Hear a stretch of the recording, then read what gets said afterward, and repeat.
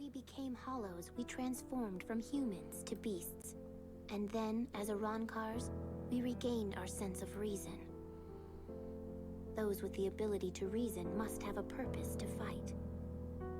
You lack a purpose. I'm under no obligation to keep fighting you, and there is no reason whatsoever to kill you. Well, I have a good reason. I loathe and despise you! Sorry, that's not a reason. It's instinct. You are still a beast. I cannot acknowledge you as a true warrior, so you are not worthy to be my opponent. I won't have the life of someone who isn't a warrior on my conscience.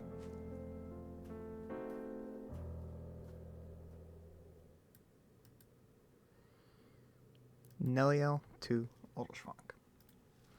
She was Espada number 3, and her aspect of death was lamentation. And that would suit her quite well. Being her aspect of death, lamentation, it would help explain that she had a hatred and disdain for battle. She was always upset with Noyatora because he killed so many hollows and gave so much pain to others.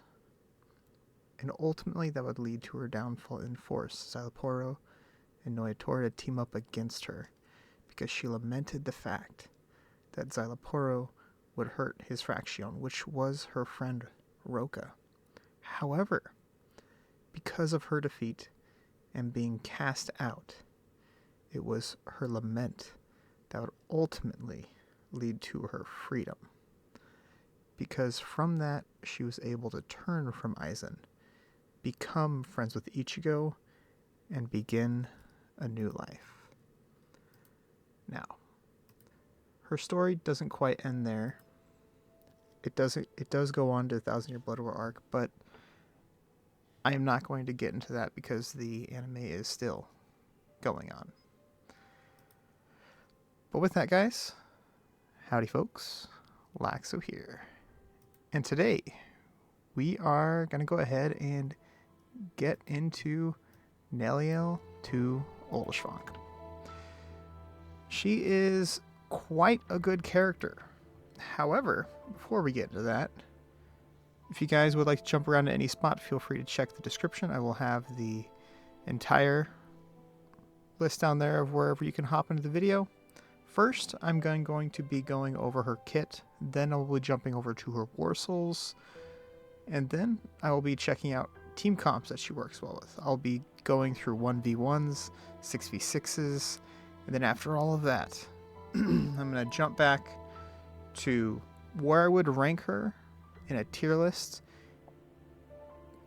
and how she was implemented into the game. How her character, how her kit, how everything was implemented into the game. So let's go ahead and hop into it here.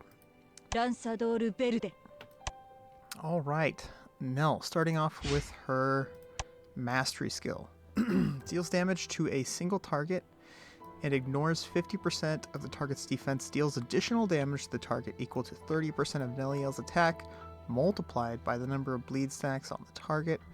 Nelliel restores HP equal to the damage dealt this way. There is a 15% chance to stun the target. That 15% chance is a big 15% chance. Because it feels more like 25-ish or so, maybe 30, 45 sometimes. It feels like it hits a lot more often than it does. However, her rage deals damage to all enemies, plus an additional 120% in bonus damage to the primary target, inflicts 2 stacks of bleed on the enemy targets, the entire team, for 2 rounds, and immediately activates the bleed effects on all targets. This is a 50% chance to stun the primary target for 1 round. If the primary target was killed by this attack, the chance to stun will be applied to the target that is last in order in the enemy formation. If there's only 1 enemy in the battlefield, this attack deals damage equal to 20% of Nelliel's current HP. Honestly, her rage skill is quite nice. for this reason, for the back end reason of pushing the stun to the enemy back row, especially because it's last in order, because usually you put the character that does the damage dealer or the rage reduction unit last in the enemy back row, or last in your back row when she hits, and if she kills the enemy that she hits, which is a pretty good chance that she does because she does so much damage, you want to get that stun off on that target, or just kill it outright because 20% of her HP, which is pretty nice. Moving on to her passive. Once again, quite a nice passive. When battle begins, inflict bleed on all enemies for 2 rounds. It's a dot. This is a debuff. Remember that. After releasing a rage skill, the damage rate of all allies is increased for 2 rounds, and the ally with the lowest HP receives an additional damage reduction rate bonus for 1 round. At the start of battle, Nelliel's effect accuracy and effect reduction are permanently increased by 10% for each Vermilion Bird ally on the battlefield to a maximum of 30%. Honestly, the 30% is not too hard to get, especially when you're running her in 6v6, because she is a soul hall leader. And with the soul hall leader, you have to run a minimum of 1 other Vermilion Bird. And to be honest, when you're running with birds, you want to run 2, maybe sometimes 3, because there are so many good Vermilion Birds. And as I was saying before, that bleed effect is very, very important because there are so many other characters in the game that really work well with debuffs on the enemy team, especially characters like Dangai Ichigo. He gets an immediate buff as long as there are enemies on the other team that have debuffs on them, he immediately gets a buff. So, very, very important. Any character that you see that works off debuffs, just throw Nell in there immediately and it will work so well. With that, let's go ahead and jump down to Warsouls. So, there are 2 different ways you can build Nell. For 1v1, it's a little bit different than 6v6, because with 1v1 you usually want to go with damage, because you're trying to focus one target down. If you're going for 6v6, you want to apply and work a lot more with bleeds, so you want to go with bleed type Warsouls. However, once again, 1v1, you want to stick with big damage dealing Warsouls. If you can get that crit off, it's pretty big. So you can run a Warsoul like crit on her. You know, get a little bit extra crit, little extra 25% crit. Crit damage is like, but crit is where you want to try and get her, especially if you can get some damage rate in there too. Warsoul of Wrath works pretty well on her. Not so much with the Warsoul of Fury, because you really do want to get that crit if you can. Or maybe just pen, if you can just get a little bit of pen in there. She does have pen in her kit already. But if you can get a big crit, it helps out a lot. You could also run the Warsoul of Shattering. That is an option because she does have a chance to stun, so you can run effect accuracy. It is an option, but I prefer not to, especially if you're trying to just one-shot a unit outright, and that's what she really, really does well. There are some other Warsouls that you could toss on her that work pretty well, but these are Warsouls that you won't get at really the beginning of the game. You can toss on something like Mask Warsoul. That wouldn't be too bad, but I think a Warsoul that she might really work well with is Ghost. That would probably be pretty good on her. And of course, any other Warsoul that gives her damage, crit chance, etc. work really, really well with her. Moving on to character Warsouls. Character Warsouls, you have quite a few options.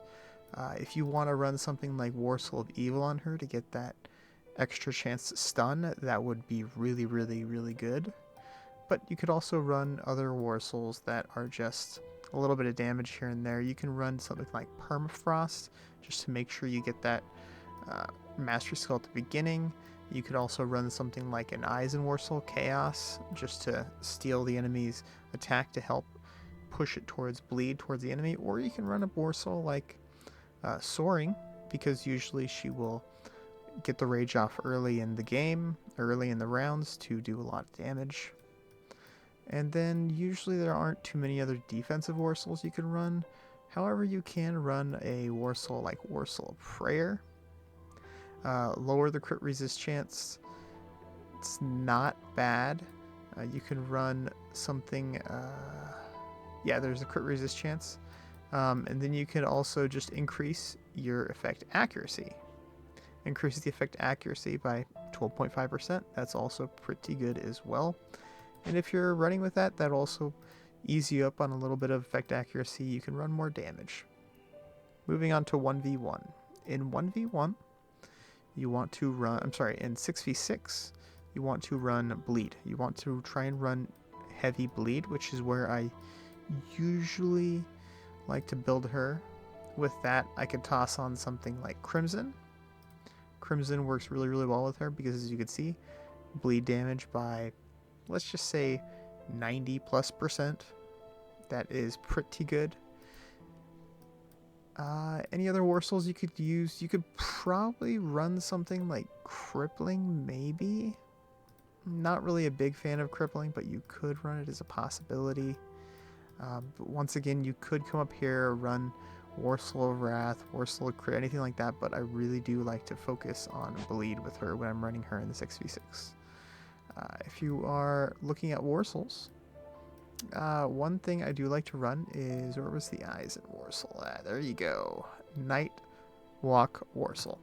This is also pretty good on her because when she attacks bleeding targets, and the enemies will always be bled because you're running with Nell, she will gain a shield equal to, what, 35% or so of her attack for one round, which is really, really nice. That extra little shield every single time works really, really well with her. You can also run, once again, the other Warsouls I was talking about, Rukia, Aizen, etc. But for the most part, I really do like to just run those Warsouls. I am currently about to run her in 6v6, so usually I would toss on Crimson with her. However, she is not in my team comps, so I'm just going to toss on Warsoul of Wrath and call it good. We can also take a look at her Warsouls, or I'm sorry, Heroic Warsoul. Increase effect accuracy by 3%, which of course that would help her out quite a bit because she really wants that effect accuracy to get those stuns off. It is pretty nice to max this out as soon as you get her on any account. As soon as you get her to gold or orange and get this to 5-star immediately. Her other Warsouls on her other characters are actually not too bad either. Increase skill, specialty, character defense, and of course Serity Challenge. Unfortunately, Serity Challenge doesn't really help out too much. Once again, this Nelliel always has. These other characters usually always have. Event characters always have pretty good heroic Warsouls. But we're not going to be covering any of these three really because we're just focusing on the main characters that you get from banners. Alright, from that, let's go ahead and hop over to 1v1, and this is where we have a little bit of fun here. Alright, so in 1v1, she, as I was saying, she's really good at just big bursty damage. As you can see, she's going up against my Ulquiorra here, which is probably my favorite character to run in 1v1, and he does have a decent amount of HP. However, she is a crazy tank counter. She just counters tanks all the time outright. So with that, I believe she dies here, but we run into the next battle, which is my Nell. So let's go ahead and rewind that a little bit here. This is my Nell in 1v1, and Baragon is actually a pretty good tank. He is a pretty good tank, and as you can see, Nelliel just straight up, boom, one-shots them. I don't remember what Warsouls I had on her. I'm pretty sure I had on the Bleed Warsouls because that's what I ran on her really, really early. As you can see, this is my main account with only 18k initiative. So I don't think I ran Bleed Warsouls on her, but as you can see, another UR character, 5-star, I pretty much one-shot him outright. She is extremely strong. Yep, there was. 5-star. Yep, she was 5-star, and I was going up against a bunch of other 5-stars. So, as you saw, her 1v1 game is really, really strong. She one-shots units outright. I always like to use her in my 1v1 teams, especially she can really counter those healing units that you go against that just heal and shield and shield and shield. She can one-shot those units, which is really, really important because she has all the defense ignoring and stuns. She can really lock down a target. She's a really, really, really strong unit in 1v1. However, 6v6, let's go ahead and talk about her in 6v6. Let's go ahead and run team comps, actually. Shoot. Let's go and check her out in team comps. So, you can get rid of these right here. Team comps. There's a couple different team comps you can run her with. I usually like to run her with other bleed units because that really helps her synergize quite a bit. You could toss in another bleed unit like Soyphone. Soyphone is kind of like the best bleed unit in the game. You can run a unit like Byakuya in there because Byakuya bleeds as well. You can run another unit like Stark because once again Stark bleeds as well. And they actually do work pretty well together because Stark buffs other units based upon the enemy's bleed. So it is really good running her with Stark. You could run a team comp like this, running one kind of damage support, one damage, and one main damage. This is an option. However, it would kind of force us into other units that are very, very tanky and supporty. So you'd want to put a unit like Byakuya in there, or you don't even have to. You know, you could toss in another Soul Hall if you don't want to use her Soul Hall, but you could. Her Soul Hall is really, really good. Then you can toss in another unit like, let's see. Oh no, that's right. We already have Soyphone. She's right there. So this is the tough part, is running a unit in the front row that is a dragon. There aren't too many front row dragon units. Early on, you can run something like this. You could also run something like this. Urahara works really, really well with Nell because it's that early bleed. As soon as Urahara rages first round, you get a shield on your entire team, which is nice. However, I do want to either bump one of these two units off. If you bump her off, I do suggest putting Byakuya on the team because he will help with damage. However, if you want to keep Soyphone on, you can take Byakuya off and use him on a different team.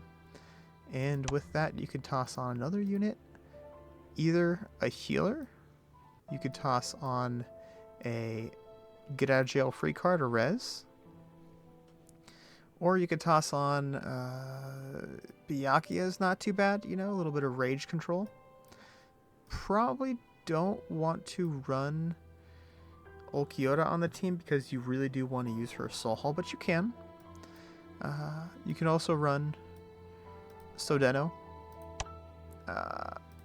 Let's see. With that, we are missing one of these units. So, let's say that I also want to run a damage unit. I would toss on and prefer a unit like Aizen. Or, of course, Gin. He works pretty well with anybody.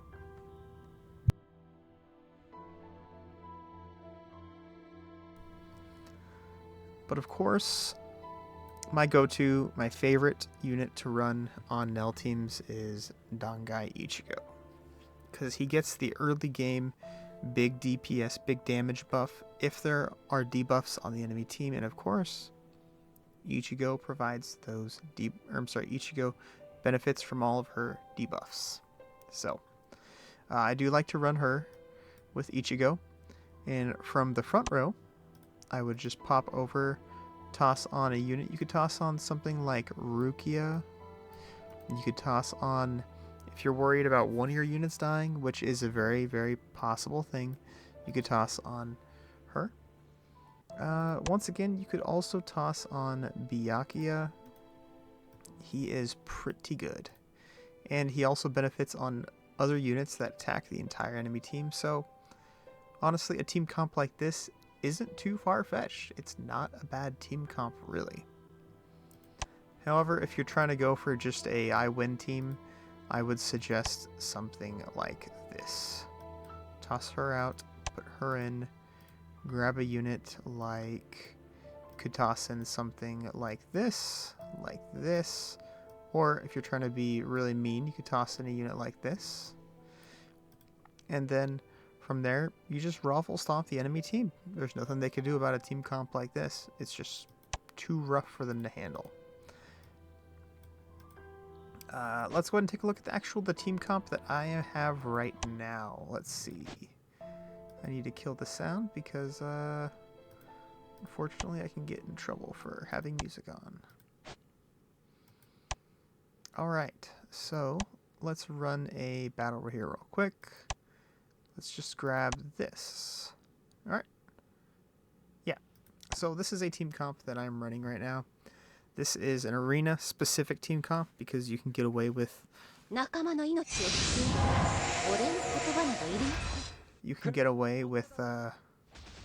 this kind of team comp in arena where everybody rages first round.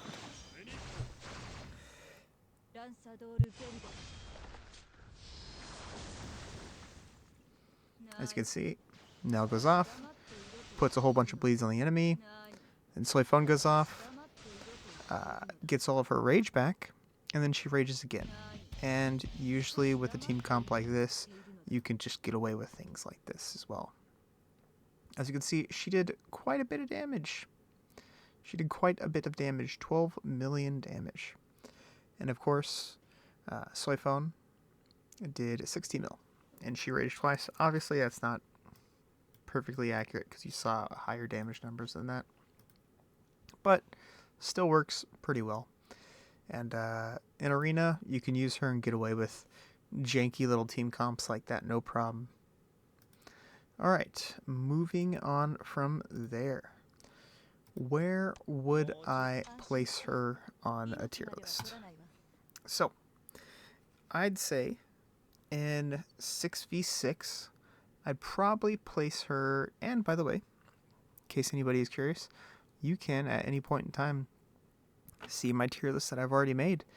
I will leave a link in my in the description to go to my Discord, and I have an entire 2 different channels there that are 2 tips and tier lists. So feel free to go to my Discord and check those out. Maybe you can find some use out of them. And of course, where would I rank her? I'd probably put her somewhere near the top, maybe A. So I'd probably go S tier, A tier, B, C, D, F. I'd probably place her in A. I don't really see her being in B because she does too much. She has stuns, she has bleeds, she applies bleeds to the enemy team, debuffs. As soon as the round starts, she does so much. So definitely in 6v6, I'm going to put her in A category. And 1v1? In 1v1, I'd definitely put her in probably S. I think I'd probably put her in S. I think in my tier list of 1v1, I dropped her down to A. But I definitely, now that I've gotten her to, as you can see, 6-star, I've gotten her weapon to gold, I've gotten everything to gold, and she really packs a punch. She does quite a bit. As you can see, I have her crit chance hovering around 70%. Her effect accuracy, 34, 35%. Damage rate, almost 100%. She does quite a bit. Effect reduction is at 30, which only goes up, of course. She, as I said, does quite a bit. So, in 6v6 A, 1v1 S, that's an easy call right there. Her mastery skill is nice to have in 1v1. It doesn't really go off too much. If you can get those stuns, it really helps. But where you're going to really get the most out of her is her rage skill. She pops this rage skill during 1v1, match is over. The only real counter you could have is to one-shot her before she gets a chance to rage, or 2, put on a unit like like Sodeno and try and CC her down, CC her to death, and get those 0 procs. Those are really the only 2 ways that you can counter her in 1v1. Other than that, she just does too much, and she's too much to handle. Alright. Now, to how was she implemented into the game? Well, for her combo, for her mastery skill, as we can see here, it just shows her weapon, and it's actually not bad because she does do this attack against Noitora when she turns into her horse form. She charges at him, hits him with the weapon, and just before she defeats him, of course, she pops back into her child form, but this is very accurate as to what happened in the anime.